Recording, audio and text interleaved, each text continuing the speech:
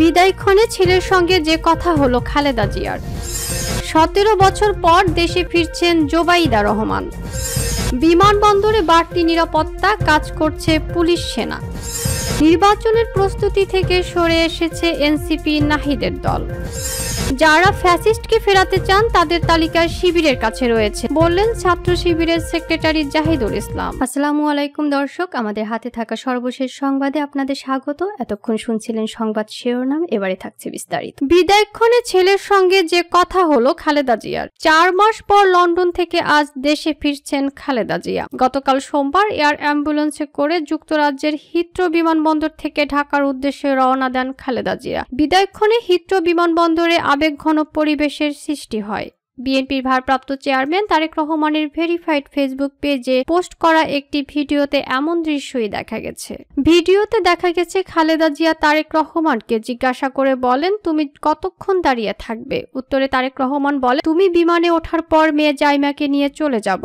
এরপর তারেক জিয়ার সঙ্গে যারা ছিলেন তাদের উদ্দেশ্যে খালেদা জিয়া বলেন, তোমরা ভাইয়ার খেয়াল রেখো। এ সময় খালেদা জিয়াকে একটি হুইল চেয়ারে বসে থাকতে দেখা যায়। তার পাশে নাতনি জাইমা ও 2 পুত্রবধূকে দেখা যায়। গতকাল সোমবার বাংলাদেশ সময়ের সন্ধ্যা 7:45টার দিকে নিজ বাসা থেকে মা খালেদা জিয়াকে নিয়ে বিমানবন্দরের উদ্দেশ্যে বের হন তারেক রহমান। যুক্তরাজ্য সময় বিকাল 4:10 এবং বাংলাদেশ সময় রাত 9:10 কাতারের আমিরের দেওয়া বিশেষ এয়ার অ্যাম্বুলেন্সে করে ঢাকার উদ্দেশ্যে রওনা দেন তিনি। সঙ্গে রয়েছেন 2 পুত্রবধূ ও মেডিকেল বোর্ডের সদস্য সহ 9 জন।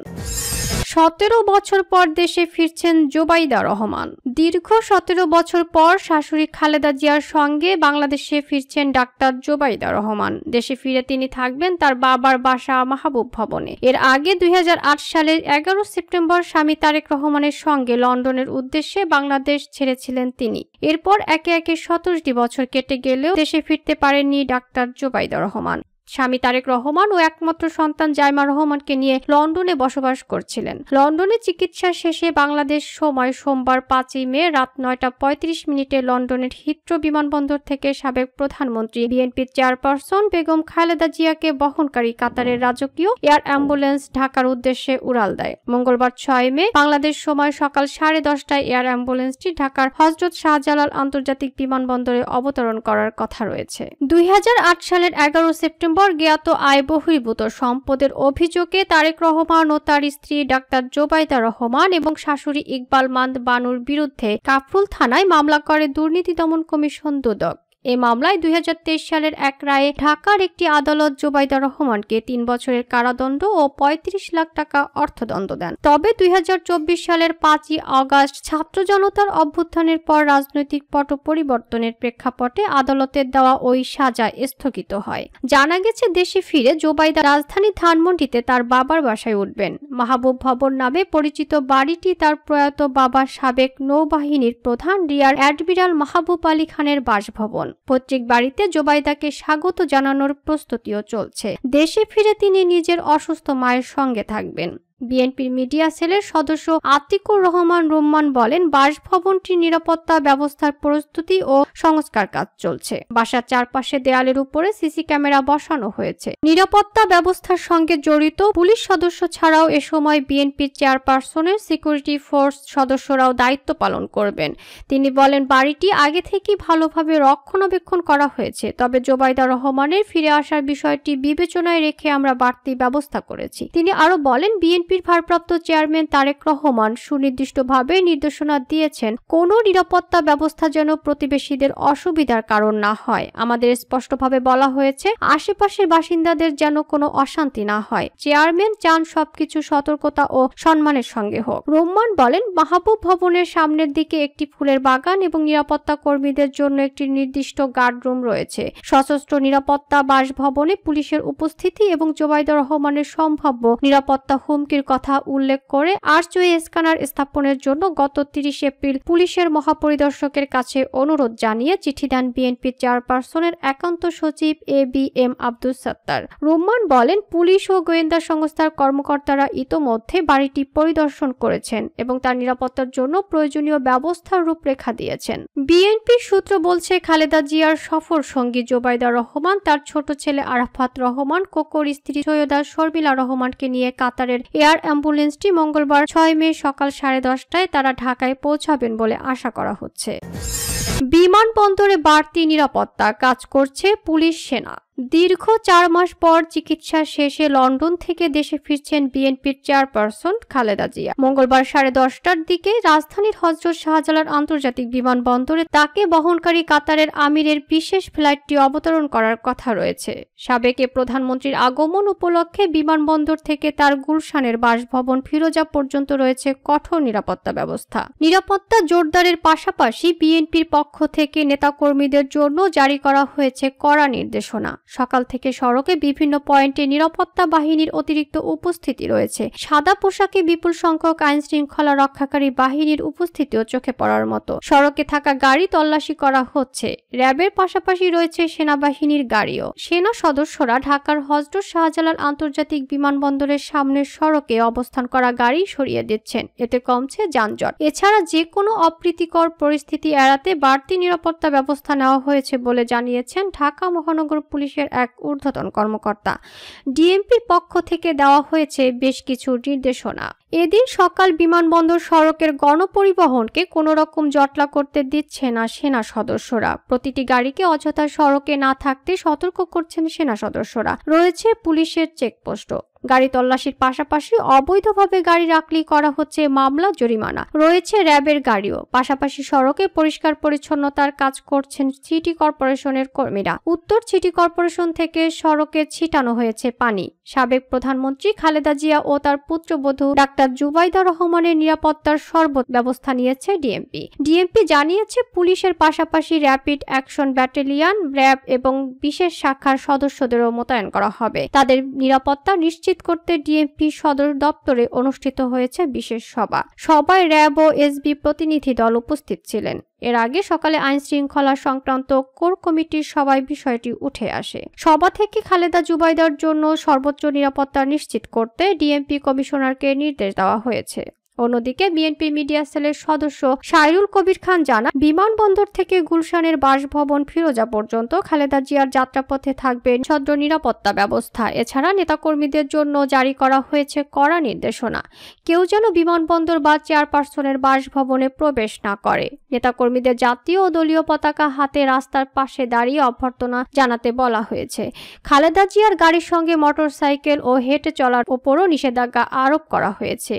DMP media and public relations বিভাগের উপ পুলিশ কমিশনার মোহাম্মদ তালেবুর রহমান স্বাক্ষরিত বিজ্ঞপ্তিতে জানানো হয়েছে, মুভমেন্ট চলাকালীন গাড়ি বহরে অনুমোদিত গাড়ি যুক্ত না করার জন্য বিশেষ অনুরোধ করা হলো। এয়ারপোর্টে আগত অভ্যর্থনাকারীদের যানবাহন 300 ফিট রাস্তা সংলগ্ন স্বদেশ প্রপার্টিজের খালি জায়গায় পার্কিং করার জন্য অনুরোধ করা হলো। নির্বাচনের প্রস্তুতি থেকে সরে এসেছে এনসিপি নাহিদের দল। অন্তর্বর্তী সরকার জাতীয় নির্বাচনের সম্ভাব্য দিনক্ষণ জানালেও আপাতত নির্বাচনী প্রস্তুতি থেকে সরে এসেছে জাতীয় নাগরিক পার্টি এনসিপি। দলীয় কার্যক্রমে নির্বাচনের প্রতি কিংবা আসন ভিত্তিক দলীয় প্রার্থী নির্ধারণের যে প্রক্রিয়া চলমান ছিল সেখান থেকে দলটি সরে এসেছে। জানা গেছে, রাজনৈতিক মাঠে নিজেদের অবস্থান ধরে রাখতে শেখ হাসিনার বিচার ও আওয়ামী লীগকে দলীয়ভাবে নিষিদ্ধ করার দাবিতে আন্দোলন চালিয়ে যাবে দলটি। পাশাপাশি নির্বাচন কমিশনের নিবন্ধন নিশ্চিত করা এবং জেলা ও বিভাগীয় শহরগুলোতে দলীয় কাঠামো শক্তিশালী করার দিকে জোর দিচ্ছে তারা। এছাড়া এনসিপি নীতি নির্ধারণী নেতাদের সঙ্গে আলাপ করে এমন আভাস পাওয়া গেছে। এনসিপির মুখ্য সমন্বয়ক নাসির উদ্দিন বলেন, জুলাই অভ্যুত্থান পরবর্তী দীর্ঘ সময় পার হলেও সরকার এখনো গণহত্যার বিচার এবং আওয়ামী লীগকে নিষিদ্ধের কোনো দৃশ্যমান উদ্যোগ নিতে পারেনি। এটা আমাদের জন্য হতাশার।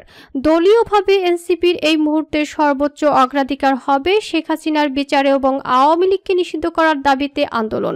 দলটি নির্বাচনের প্রস্তুতি সম্পর্কে এই শীর্ষ নেতা জানান, যেহেতু সরকার এখনো জাতীয় নির্বাচনের সুনির্দিষ্ট দিনক্ষণ জানায়নি, আমরা এখন জেলা, উপজেলা ও বিভাগীয় পর্যায়ে সাংগঠনিক বিস্তৃতি নিশ্চিত করার কাজে মনোযোগ দিচ্ছি।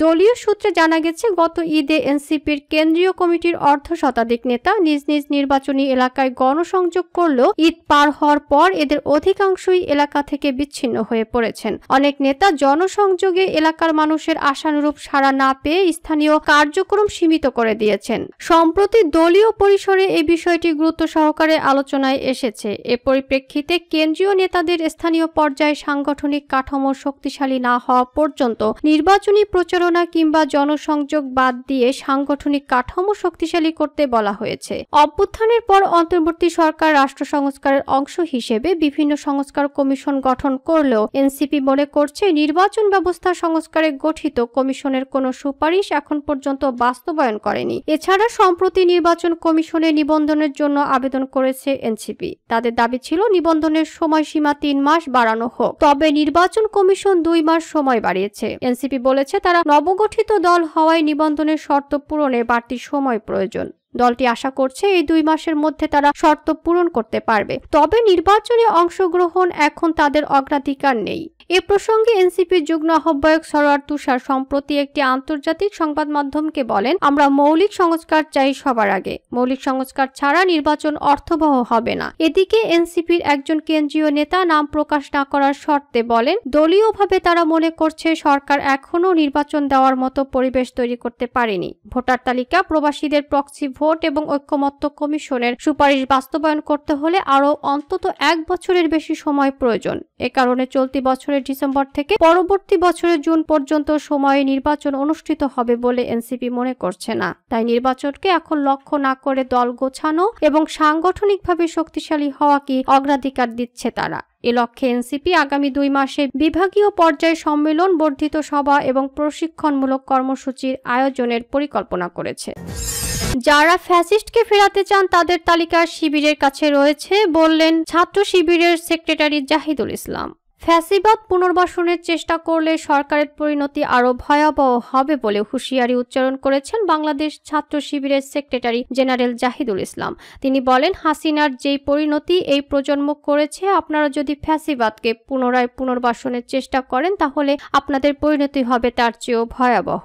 জাহিদুল ইসলাম দাবি করেন, 2024 সালের জুলাই আগস্টে সংঘটিত আন্দোলনের সময় গণহত্যা চালানো হয়েছিল এবং আজও তার সুষ্ঠু বিচার হয়নি। তিনি বলেন, আমরা একটি ফ্যাসিস্ট মুক্ত বাংলাদেশ গড়ার স্বপ্ন দেখেছি, কিন্তু দুঃখজনক হলেও সত্য 9 মাস পার হয়ে গেছে, তবুও শহীদ পরিবারগুলোর কান্না থামেনি। আহত ভাইয়েরা এখনো হাসপাতালে কাতরাচ্ছেন। তিনি অভিযোগ করেন, আন্দোলনের সময় নিহত ও আহতদের পরিবার এখনো বিচার পাচ্ছে না, বরং বিভিন্নভাবে হুমকি ধামকির মুখে পড়েছে। অনেক আসামি যারা গণহত্যার সাথে সম্পৃক্ত ছিল তারা শহীদ পরিবারকে মামলা প্রত্যাহারের জন্য হুমকি দিচ্ছে বলেন তিনি। সরকারের প্রতি হুঁশিয়ারি উচ্চারণ করে জাহিদুল ইসলাম বলেন, আপনারা কোনো সাধারণ বা আইনি প্রক্রিয়ায় ক্ষমতায় আসেননি, তাই গণহত্যার বিচারে কোনো উচ্চ আদালত বা আইনি ফাঁকির আশ্রয় নিয়ে রাজনীতি করবেন না। আপনাদের নাম ও তথ্য আমাদের কাছে আছে। জাহিদুল ইসলাম দ্রুত, কার্যকর ও দৃশ্যমান বিচার প্রক্রিয়ার দাবি জানান এবং বলেন, এই প্রজন্ম জানে কিভাবে অন্যায় মোকাবেলা করতে হয়, তাই সরকার ও প্রশাসনের যেসব ব্যক্তিরা গণহত্যার সাথে যুক্ত ছিলেন তাদের প্রতি আমাদের এই বার্তা, সময় থাকতে সাবধান হন।